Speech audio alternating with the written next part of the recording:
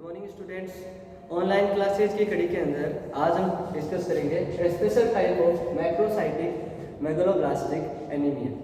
Last class में अपन ने discuss किया था कि विटामिन जो B12 है उसका एब्जॉर्प्शन किस हिसाब से हो रहा था। अपन ने बात किया था कि जो विटामिन B12 है वो मेनली एनिमल प्रोडक्ट्स के अंदर पाया जाता है। और उसमें क्या था कि वो जो विटामिन B12 था वहाँ पे प्रोटीन के साथ बाइंड होके आता है और उसको अपन इंटेक करते हैं। और जैसे इसको इंटेक करते हैं तो आर बाइंडर इसके साथ बाइंड होने की कोशिश करता है, लेकिन यहाँ पे पहले से प्रोटीन बाइंड होने की वजह से ये B12 के साथ बाइंड नहीं हो पाता। इस वजह से क्या करता है, ये आर बाइंडर इसका पीछा करता है और ये पहुंच जाते हैं दोनों स्टोमक के अंदर।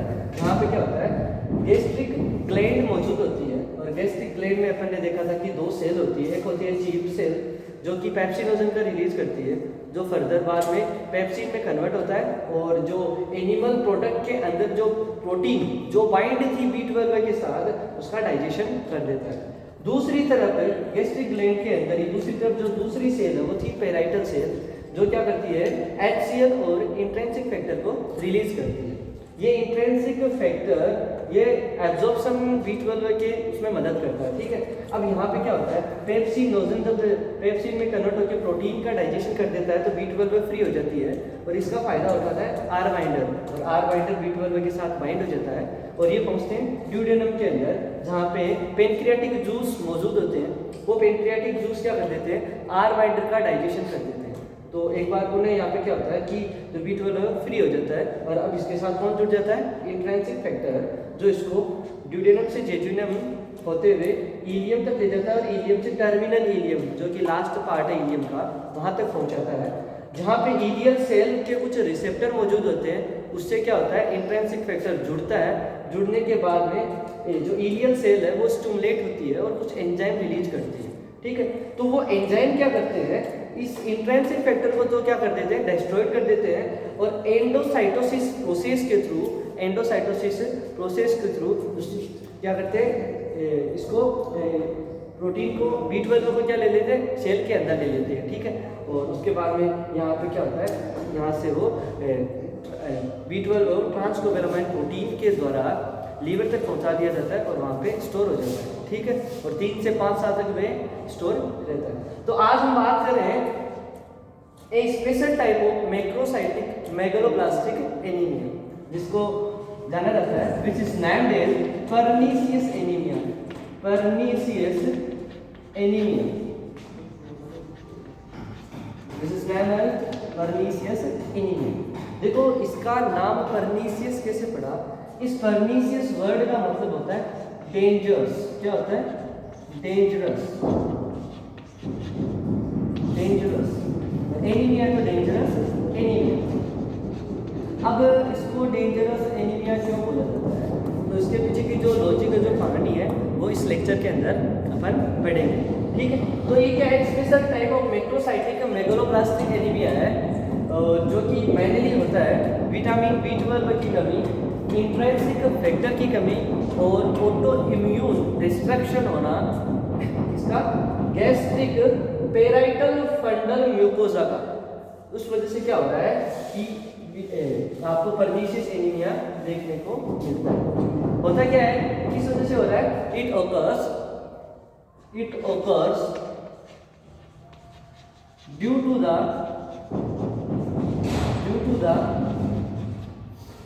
vitamin B12 deficiency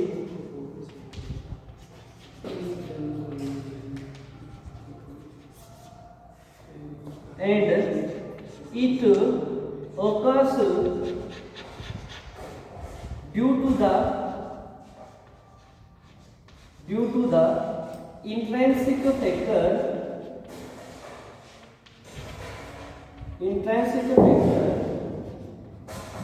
deficiency and it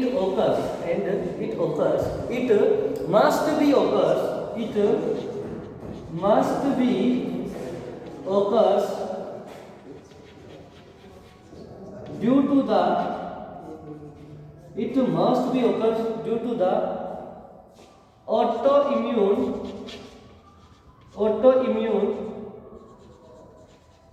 destruction of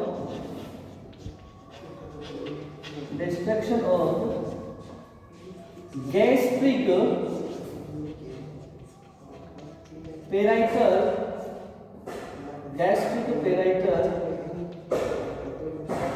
फंडल mucosa. देखो क्या होता है यहाँ पे, क्या हो रहा है, जो विटामिन B12 की डिफिशियंसी हो रही है, इंट्रिंसिक फैक्टर की डिफिशियंसी हो रही है, और वो किस वजह से हो रही है, जो गैस्ट्रिक पेराइटल सेल है इसका क्या हो रहा है, ऑटो इम्यून डिस्ट्रक्शन हो रहा है। देखो एक चीज़ देखने वाली है कि क्या अपन बोलते हैं नॉर्मली कि B12 की डिफिशियंसी परनीसियस एनीमिया है। हाँ, ये बात गलत नहीं है, और केवल ऐसे बोले कि इंट्रिंसिक फैक्टर की डिफिशियंसी है तो परनीसियस एनीमिया, ये बात भी गलत नहीं है। लेकिन अगर केवल इंट्रिंसिक फैक्टर की डिफिशियंसी होती है, केवल क्या होता है B12 की डिफिशियंसी होती है, तो वो क्या होता है, मैक्रोसाइटिक मेगालोब्लास्टिक एनीमिया होता है। वो क्या नहीं होता, परनीसियस एनीमिया नहीं होता। उसके पीछे क्या रीजन होना चाहिए, अगर B12 की डिफिशियंसी या इंट्रिंसिक फैक्टर की डिफिशियंसी इस वजह से हो कि यहाँ पे क्या हो रहा है, जो गैस्ट्रिक पेराइटल जो फंडल म्यूकोसा है उसका ऑटो इम्यून डिस्ट्रक्शन हो रहा है।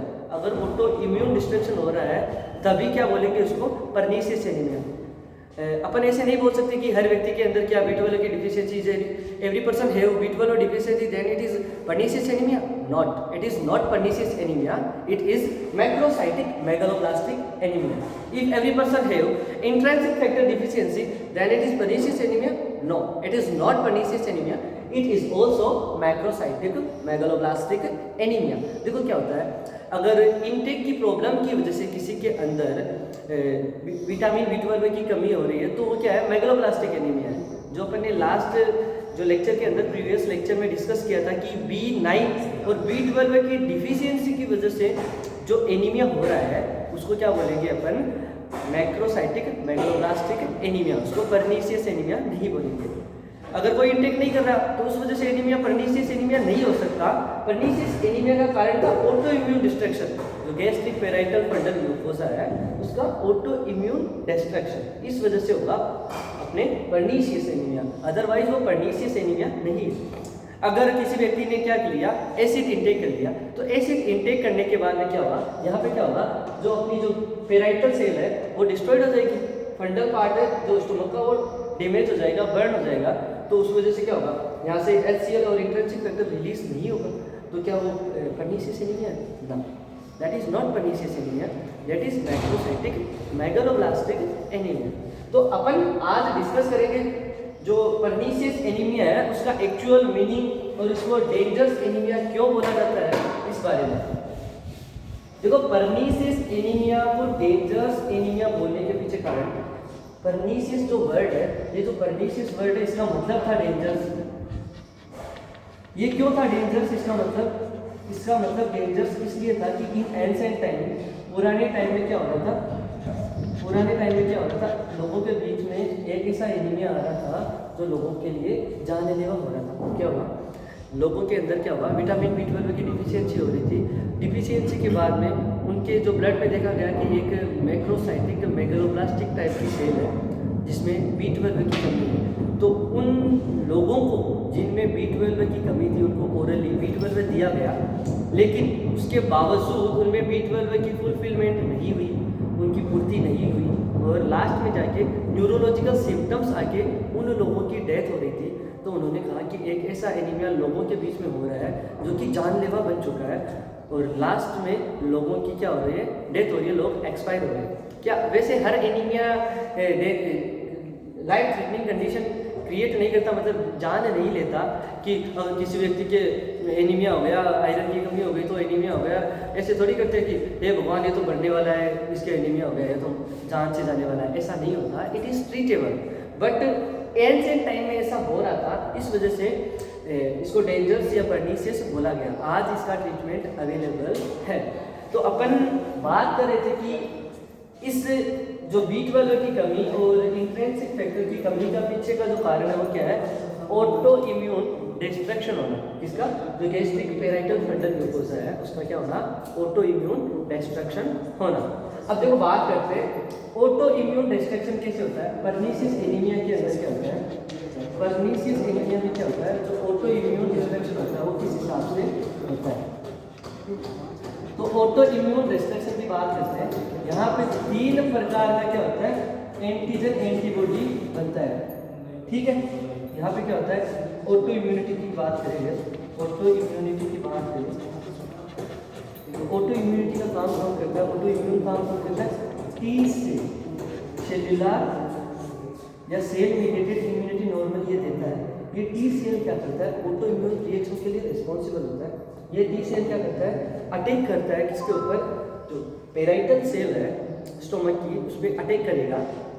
तो क्या होगा जो पेराइटल सेल होगी ये क्या करेगा टी सेल क्या करेगा, टी सेल क्या करेगा अटैक करेगा किस पे पेराइटल सेल पे, ठीक है। तो पेराइटल सेल क्या करेगी, पेराइटल सेल डैमेज होगी, पेराइटल सेल क्या होगी डैमेज होगी और डैमेज पेराइटल सेल क्या करेगी, डैमेज पेराइटल सेल क्या करेगी रिलीज करेगी एक हिडन प्रोटीन जो कि नॉर्मली पेराइटल सेल के अंदर ही होता है, इससे बाहर नहीं आता। ये कब आएगा बाहर, जब क्या होगा पेराइटल सेल डैमेज होगी, जितना डैमेज होगी तभी रिलीज होगा। इसलिए क्या होता है ये सेल क्या करती है इस प्रोटीन को रिलीज करती है जो अपनी बॉडी के लिए हिडन प्रोटीन है, मतलब अपने बॉडी के लिए फॉरेन पार्टिकल का काम करेगी।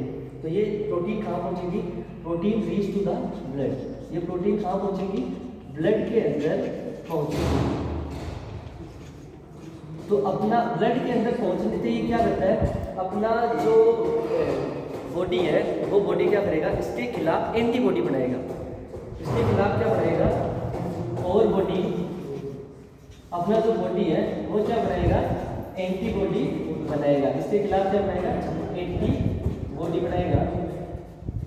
अब ये एंटीबॉडी है ये एंटीबॉडी क्या करती है, देखो ये एंटीबॉडी क्या करेगी, एंटीबॉडी एंटीजन के साथ जुड़ेगी। जब कभी भी क्या होता है अपनी बॉडी की सेल के खिलाफ अपना ही इम्यून सिस्टम अगर एंटीबॉडी बनाता है तो उसको बोलते हैं ऑटो इम्यून रिएक्शन, ठीक है। अपना बॉडी अपनी ही बॉडी सेल के अगेंस्ट, अपना इम्यून सिस्टम अपनी ही बॉडी सेल के अगेंस्ट अगर एंटीबॉडी बनाता है तो उसको बोलते हैं ऑटो इम्यून रिएक्शन। तो यहाँ पे क्या हुआ, ये जो यहाँ से पेराइटल सेल डैमेज हुई, डैमेज होने के बाद जो प्रोटीन रिलीज हुआ, ये प्रोटीन टी सेल के डैमेज होने के बाद टी सेल ने इसके पेराइटल सेल को डैमेज किया, उसके बाद प्रोटीन पेराइटल सेल से रिलीज होके ब्लड में पहुंचता है तो अपना बॉडी अर्थात अपना बी लिम्फोसाइट इसके खिलाफ एंटीबॉडी बनाता है और एंटीबॉडी एंटीजन के साथ जुड़ती है, एंटीजन के साथ जुड़ती है, क्या बनाती है antigen antibody, antigen antibody complex बनता है, एंटीजन एंटीबॉडी कॉम्प्लेक्स बनता है। अब इसी को क्या बोलते हैं एंटी पेराइटल एंटीबॉडी, इसी का क्या नाम है anti parietal antibody, anti parietal antibody. ये क्या करेगी फर्दर डिस्ट्रक्शन करेगी इसका पेराइटल सेल का, ये क्या करेगी पेराइटल सेल का फर्दर डिस्ट्रक्शन करेगी।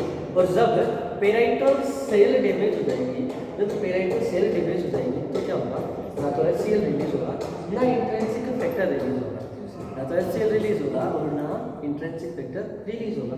और जब इंट्रिंसिक फैक्टर रिलीज नहीं होगा तो ड्यूडेनम के अंदर जब R बाइंडर का पेप्सिनोजन जो पेप्सिनोजन पैंक्रियाटिक जूस है, पैंक्रियाटिक जूस इसका डाइजेशन कर देते हैं, डाइजेशन करने के बाद में इंट्रिंसिक फैक्टर यहाँ पे मौजूद ही नहीं है तो ये जो B12 है वो किसी इलियल सेल रिसेप्टर तक पहुँचेगा, चलो पहुँच ही गया तो इलियल सेल रिसेप्टर से जुड़ेगा कैसे, तो जुड़ेगा नहीं तो एब्जॉर्प्शन नहीं होगा, तो जाहिर सी बात है B12 की बॉडी के अंदर कमी हो जाएगी, ठीक है। तो पहला जो इसके अंदर एक ऑटोइम्यून रिएक्शन हो रही थी उसके अंदर थी एंटी पेराइटल एंटीबॉडी, फर्स्ट थी एंटी पेराइटल एंटीबॉडी, क्या थी जो फर्स्ट ऑटोइम्यून रिएक्शन है वो क्या थी एंटी पेराइटल एंटीबॉडी। दूसरी जो ऑटोइम्यून रिएक्शन होती है वो anti intrinsic antibody, anti intrinsic antibody, antibody, ठीक है। दूसरी होगी वो क्या होगी, एंटी इंट्रिंसिक एंटीबॉडी। देखो एंटी इंट्रिंसिक में क्या होता है, जब एंटी इंट्रिंसिक एंटीबॉडी बनती है तो इम्यून रिएक्शन ही है ये भी, एंटी इंट्रिंसिक एंटीबॉडी। इसमें देखो क्या होता है, इसमें क्या होता है, जो नॉर्मल जो इंट्रिंसिक फैक्टर का जो नॉर्मल रिसेप्टर साइट होता है, जहाँ पे नॉर्मली कौन जुड़ता है, जहाँ पे नॉर्मली कौन जुड़ता है, B12 जुड़ता है, उस इंट्रिंसिक फैक्टर की उस रिसेप्टर साइट पे अब कौन आके जुड़ जाता है, ये एंटी इंट्रिंसिक एंटीबॉडी। तो इसने क्या किया, इंट्रिंसिक फैक्टर की उस रिसेप्टर साइट को अपने साथ बाइंड कर लिया। किसने बाइंड किया, एंटी इंट्रिंसिक एंटीबॉडी ने, जहाँ पे नॉर्मली B12 बाइंड होता है। तो अब क्या होगा, B12 बाइंड किसके साथ होगा, ड्यूडेनम के अंदर जब पैंक्रियाटिक जूस डाइजेशन कर देंगे आर बाइंडर का, तो डाइजेशन कर देगा तो इंट्रिंसिक फैक्टर के साथ B12 कैसे बाइंड होगा, और बाइंड नहीं होगा तो कैसे इलियल से रिसेप्टर से लोड होगा और ब्लड के थ्रू लीवर में जो ट्रांसकोगुलामाइन प्रोटीन है उसके थ्रू कैसे पहुंचेगा। ठीक है, तो दूसरी थी एंटी इंट्रिंसिक एंटीबॉडी। और तीसरी जो रिएक्शन है, ये जो रिएक्शन है एंटी इंट्रिंसिक एंटीबॉडी, ये सबसे मोस्ट इंपॉर्टेंट, सबसे मोस्ट कॉमनली देखने को मिलती है। इसी के लिए एक टेस्ट किया जाता है, फेमस टेस्ट है जिसको सिलिक टेस्ट के नाम से जाना जाता है। ठीक है, तो तीसरा है वो क्या है, एंटी इंट्रिंसिक एंटीबॉडी एट